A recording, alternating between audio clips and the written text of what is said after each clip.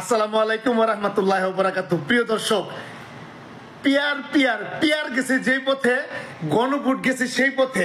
প্রিয় দর্শক, আজকে বাংলাদেশের অন্তর্বর্তীকালীন সরকারের প্রধান উপদেষ্টা ডক্টর ইউনূস সাহেব আজকে জাতির উদ্দেশ্যে অল্প কিছুক্ষণ আগে ভাষণ দিয়েছেন।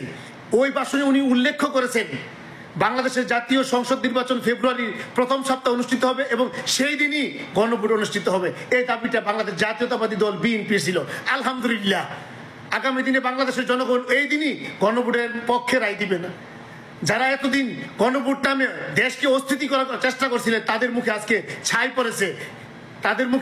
পড়েছে। আসুন আমরা সবাই ভিডিওটা শুনি, শেয়ার করি। আমরা সকল বিষয় বিবেচনা করে সিদ্ধান্ত নিয়েছি যে আগামী জাতীয় সংসদ নির্বাচনের দিনেই গণভোটের আয়োজন করা হবে, অর্থাৎ জাতীয় নির্বাচনের মতো গণভোটও ফেব্রুয়ারির প্রথমার্ধে একই দিনে অনুষ্ঠিত হবে। এতে সংস্কারের লক্ষ্য কোনোভাবে বাধাগ্রস্ত হবে না।